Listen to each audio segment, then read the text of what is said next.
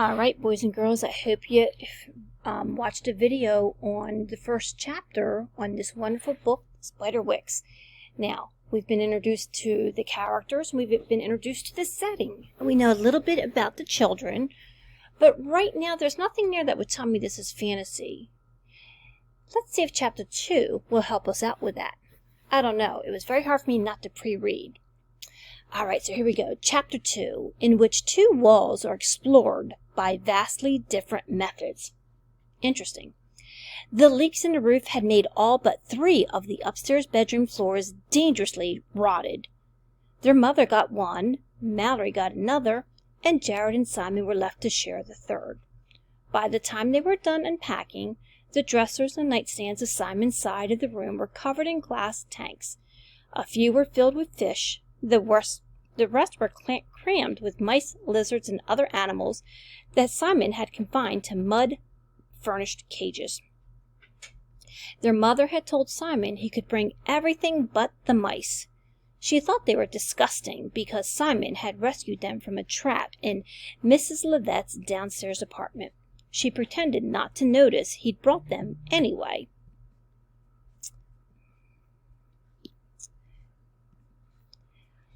Jared tossed and turned on the lumpy mattress, pressing the pillow down over his head like he was smothering himself, but he couldn't sleep.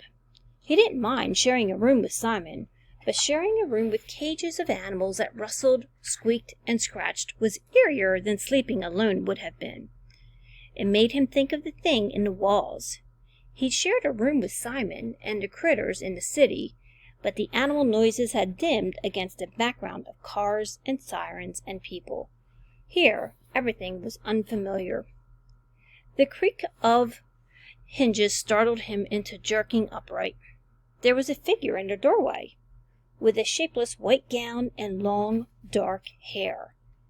Jared slid off the bed so fast he didn't even remember doing it. "It's just me," the figure whispered. It was Mallory in a nightgown. "I think I heard your squirrel." Jared stood up from a crouch, trying to decide if moving so fast meant he was a chicken, or if he just had good reflexes. Simon was snoring gently in the other bed. Mallory put her hands on her hips. "Come on, it's not going to wait around for us to catch it." Jared shook his twin soldier. "Simon, wake up! New pet! New pet!" Simon twitched and groaned, trying to pull the covers over his head. Mallory laughed. "Simon," Jared leaned in close, making his voice deliberately urgent. "Squirrel! Squirrel!" Simon opened his eyes and glared at them. "I was sleeping." "Mom went out to the store for milk and cereal," Mallory said, pulling the covers off him. "She said I was supposed to keep an eye on you. We don't have much time before she gets back." The 3 siblings crept along the dark hallways of their new house. Mallory was in the lead, walking a few paces and then stopping to listen. Every now and then there would be a scratch or a sound like small footsteps inside the walls. Remember, boys and girls, put your visualization on. The scuttling grew louder as they neared the kitchen. In the kitchen sink, Jared could see a pan crusted with the remains of the macaroni and cheese they had for dinner. "I think it's there. Listen," Mallory whispered. The sound stopped completely. Mallory picked up a broom and held the wooden end like a baseball bat. "I'm going to knock open the wall," she said. "Mom is going to see the hole when she gets back," Jared said. "In this house, she'll never notice." "What if you hit the squirrel?" Simon asked. "You could hurt." "Shh," Mallory said.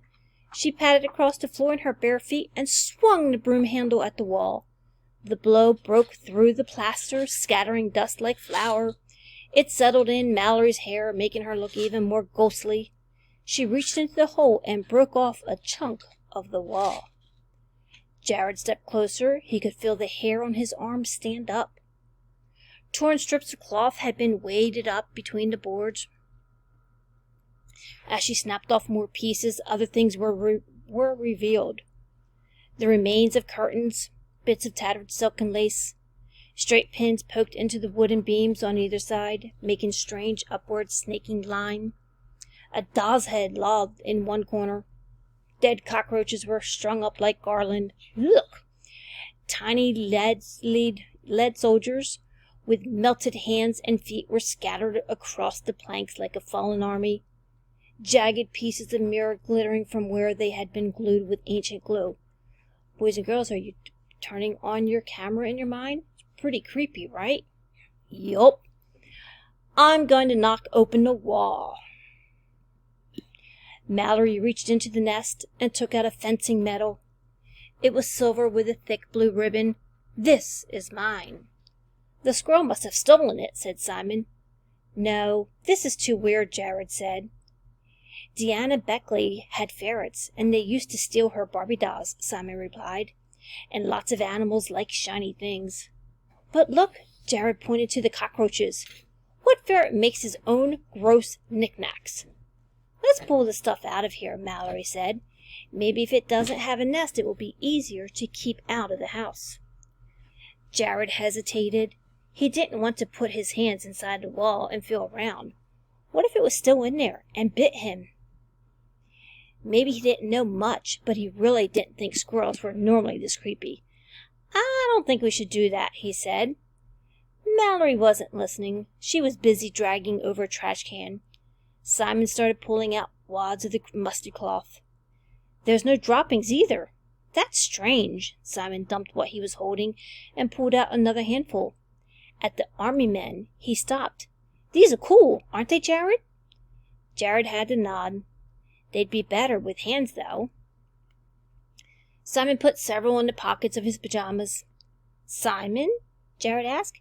Have you ever heard of an animal like this? I mean, some of the stuff is really odd, you know. Like this girl must be as demented as Aunt Lucy. Yeah, it's real nutty, Simon said, and giggled. Mallory groaned and suddenly went quiet. I hear it again. What? Jared asked. The noise. Shh. It's over there. Mallory picked up the broom again. Quiet, Simon whispered.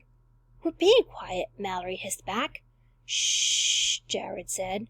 The three of them crept over to where the sound came from, just as the noise itself changed.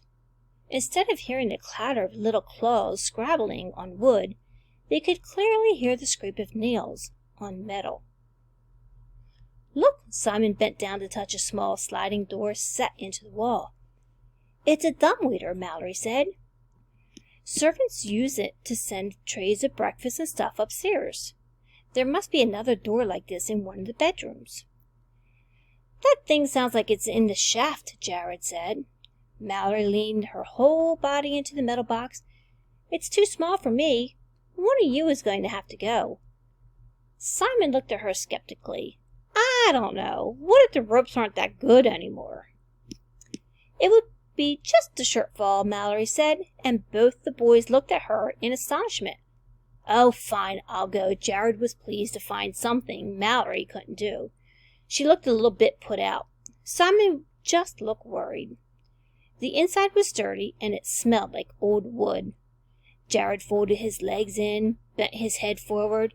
He fit, but only barely. Is the squirrel thing even still in the dumbwaiter shaft? Simon's voice sounded tiny and distant. I don't know, Jared said softly, listening to the echoes of his words. I don't hear anything. Mallory pulled the rope. With a little jolt and some shaking, the dumbwaiter began to move. Jared up inside the wall. Can you see anything? No, Jared called. He could hear the scratching sound, but it was distant. It's completely black. Mallory winced and the dumbwaiter backed down. There's got to be a light around here somewhere. She opened a few drawers until she found the stub of a white candle and a mason jar. Turning a knob on the stove, she lit the wick off one of the gas burners, dripped hot wax into the jar, and pressed the candle against it to hold it in place. Here, Jared, hold this. Mallory, I don't even hear the thing anymore, said Simon. Maybe it's hiding, said Mallory, and yanked on the rope. Jared tried to tuck himself deeper into the dumbwaiter, but there was no room. He wanted to tell them that this was stupid and that he chickened out, but he said nothing. Instead, he let himself be raised into the darkness, holding the makeshift lantern. The metal box went up a few feet inside the wall. The light from the candle was a small halo, reflecting things erratically. The squirrel thing could have been right next to him, almost touching him, and he would not have noticed it. "I don't see anything," he called down, but he wasn't sure if anyone heard him. The ascent was slow. Jared felt like he couldn't breathe. His knees were pressing against his chest, and his feet were cramping from being bent so long. He wondered if the candle was sucking up all the available oxygen. Then, with a jerk, the dumbwaiter stopped.